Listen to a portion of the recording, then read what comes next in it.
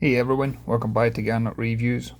At the time of filming this one, I've got somewhere around 75 boats on my YouTube channel, and if I was told that money no object I could keep any of them, this is the one boat that would make a very small shortlist. Today I'm back down in Jacksonville checking out a 2018 Prestige 560 that's for sale through Mark Ziegler Yacht Sales. This one benefits from a lot of upgrades since new, including the painted hull. It's got the fixed hardtop on the Flybridge, and it's got a hydraulic bathing platform that drops into the water for launching the tender. This would make a great liveaboard, it would make a great extended cruiser, and it's definitely been designed to have family and friends on board with you, so you can all enjoy it together. This one's got a beam of just over 15 feet, and she's got a length overall of just under 60 foot, and she's got a maximum bridge clearance of 18.67. And as we step on board straight away, you can see the advantage of that wide beam. As you make your way around the decks, you have got plenty of space, you get the strong handholds, and I like the illuminated accent lights that you see throughout. I love the large windows that's on this one, and you'll see the full advantage of that when we get inside. And then as we make our way in front of the wheelhouse to the bow, you can see that this has got a large sun pad area on the deck. And I like that this does have a canopy that lifts up to give you that little bit of shade and protection. And at the foot of the sun pad, you can lift the seats up, and it gives more like a kind of bench seating type thing if you want to sit more upright. At the bow itself, we've got the electric windlass. This can be operated at the bow, but it can also be operated at both the lower helm and the flybridge. We've got deep anchor lockers. These can be used for storing ropes and fenders as well, but we also do have the fender brackets on the guardrails too. And as we make our way around to the stern, I love the aft cockpit that's on this one. You've got a large sun pad area, and again this folds up so that it can be more upright seating. There's also little stools underneath the cockpit table. You're probably going to get about 6 adults around this table. And on both sides leading to the bathing platform, it's got this locking little gate, which I think is great if you've got either pets or young children on board. And I like the fact that the aft cockpit has got like an extended hardtop that's also got built-in LED lights and a sound system. But for even more comfort for everybody on board, this has got an electronically retractable shade that when fully extended, it covers right over the seat in the sun pad area. And I also like the solid framework that's involved with this one. It does look as if it would be very durable, especially if the boat was underway or if you were in windy conditions. And on the starboard side, I like the fact that this one's got a docking station. This boat can be joystick operated, and it's also got the bow thruster controls here too. Despite her size, it feels like a boat that could be easily operated single-handed, and I'll go into that in more detail when we get to the helm. And one feature I really liked about this one is it's got a hydraulic bathing platform that lowers into the water to launch the rib. The tender in its own right is an impressive boat for its size. And you can see the staircase ladder type thing that it forms whenever this is lowered into the water. And for a boat of this size, you're probably going to expect me to say under the seats is storage, but that's not the case with this one. Instead, this has actually got a captain's quarter area underneath. And this captain's quarter is fully air conditioned. It's got the large windows looking over the platform. The cabin's fully en suite as well. And there is good headroom throughout here, as well as additional storage for personal belongings. Very few boats I've ever been on board has made this first impression like this one has when you step inside the main cabin. I love how spacious it is. I love all the accent lights. And immediately to port, you're going to find a galley. And this is a great layout design because this actually leads to the aft cockpit. So if you were entertaining family and friends out there, it's easy enough to come in here and prepare snacks and meals and things like that. And as part of the galley inventory, you've got the fridge down below, and then you've got a freezer up top. And for all the drawers and cabinets throughout the entire yacht, you'll notice it's got a little button for locking it into place. Just makes it safe and secure when the boat's underway. We've then got the electric stovetop, and down below underneath that, as well as drawers and storage, we've got a microwave oven. And this yacht's even got a dishwasher built into it as well. for that extra convenience. And in the corner, we've got a self-draining day cooler. This is ideal if you want to fill it up with ice and drinks and things like that. And with a hatch in place, I love the amount of worktop space that you have here for preparing meals and snacks. And then to the right of that, you've got your deep stainless steel sink. And the galley's like an L shape, but in the middle of the galley is also a small island that's kind of like a pantry area that's got more storage. And then you'll see in the background on the starboard side, we've got another cabinet over here. In the left hand door, that's a sliding drinks cabinet. And then on the right hand door, we've got a mini fridge, again for more drinks and refreshments. And then as we make our way into the saloon, I like the fact that the helm, the saloon and the galley all have like an open plan layout to it. Those massive windows that you see throughout, they do have blinds built into them. Obviously we've got the blinds open. But you can even drop the windows on both the port and starboard side from the button at the helm, almost like what you do when you're driving a car. The saloon's got spacious seating to both the port and starboard side. And you're probably going to get 8 adults in here is my guess. And what was surprising for a Flybridge yacht is that this deck actually has got hatches overhead for light and ventilation. And for extra entertainment, this does have a electronically operated TV that pops up. And I like how safe and secure this one feels both when it's open and closed. Some of the other boats I've been on in the past, it doesn't feel like they would hold up well in heavy weather. And the lower helm is on the starboard side, and I like the fact it's got 2 seats here, perfect for husband and wife cruising. I love the visibility you get from the lower helm. You could cruise all day on this one without ever needing to go to the Flybridge if you wanted to. If we start with the throttles, this is a twin engine boat, but the throttles can be operated with a single lever if you prefer. And you can see in front of that it's got the bow thruster controls, and then it's got the joystick operation. And one feature this yacht has is the skyhook system. And what that means is at a touch of a button, this boat coordinates with the GPS and with the engines, and it holds the boat in place. So if you're doing single-handed operation, you can do that as you're approaching the marina and get the ropes and fenders ready. The boat won't move. If you're waiting to get through a bridge, if you're waiting to get through lock gates, again you can hold that in place and it does it all for you. And this has got the multi-function displays.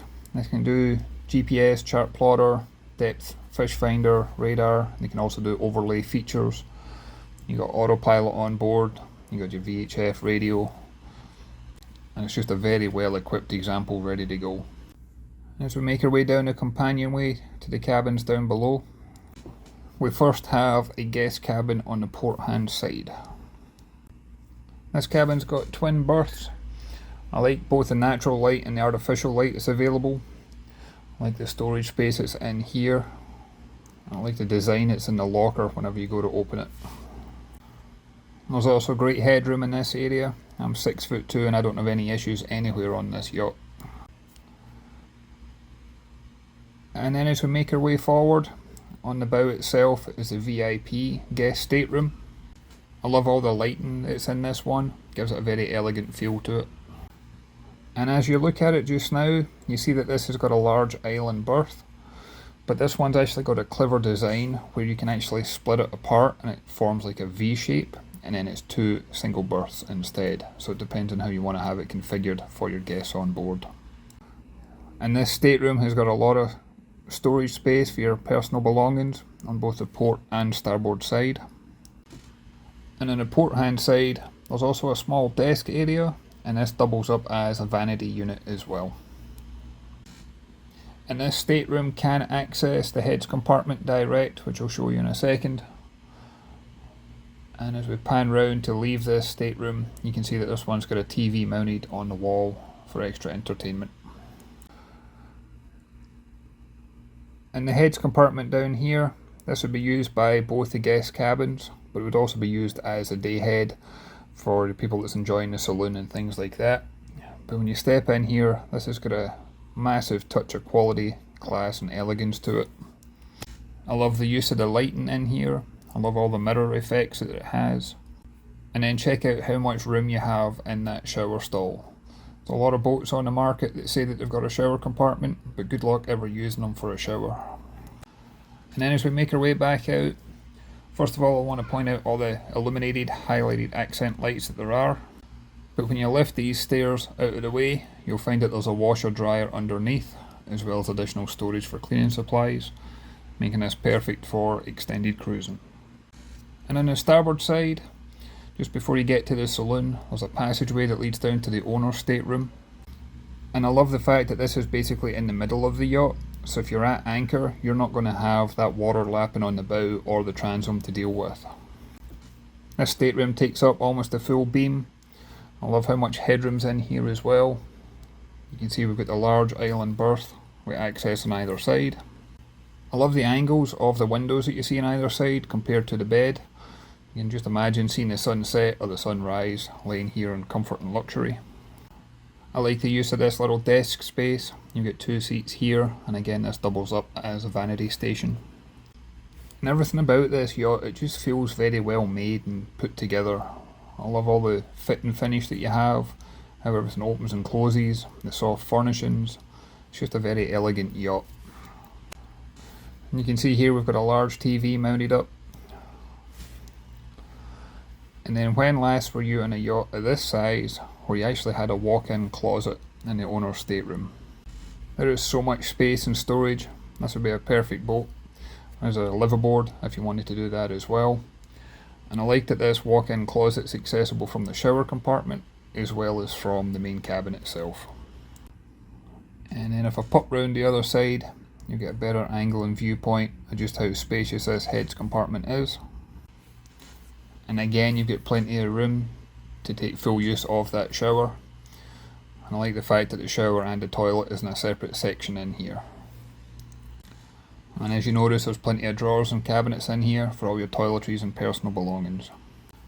And as we make our way out this stateroom, I want to point something out that's actually throughout the entire yacht.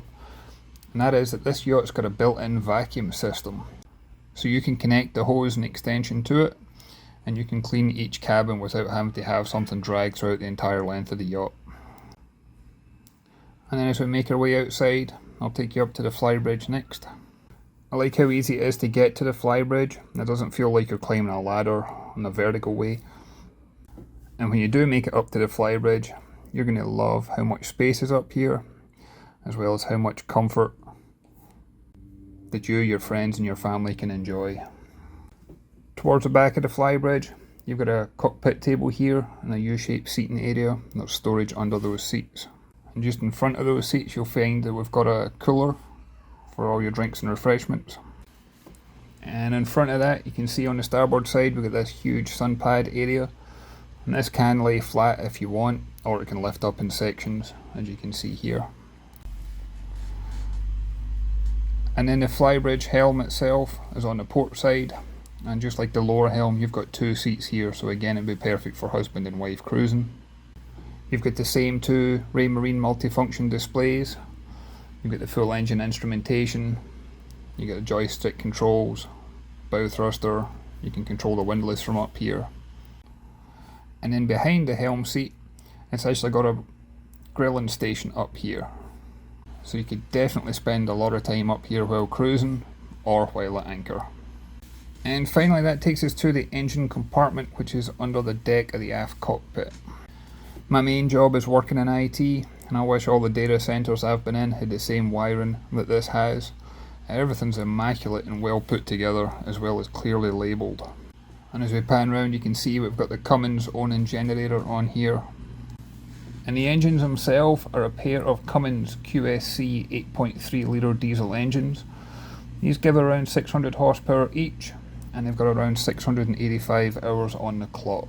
And this will give the yacht a cruising speed of 24 knots and a maximum speed of 30 knots. And at cruise you're looking at probably around 260 mile as a cruising range. Now these ones are pod driven, and for those not familiar with pods, picture an outboard engine and it's very similar. You've got the diesel engine as the outboard head, and then underneath the yacht you're going to have a leg with the propellers. And the advantage of this system is that leg rotates, so whenever it comes to docking this boat you can make the props go sideways. So it's very easy, especially with it being joystick controlled, to to make this yacht go sideways whenever you're doing your close quarter manoeuvring. The other advantage is it's a much smaller engine room, which is why you see as much space, especially in the owner's stateroom, that would typically be taken up with more of the engine room. And as always, I'd love to hear your thoughts and comments on this one. If you could go ahead and leave a comment down below. If you haven't already, please hit the like and subscribe button, it really does make a difference. I'd like to thank Mark for the opportunity to come on board and take a look at this and share the video with you. And with that being said, I look forward to catching you on the next one. Thanks everyone.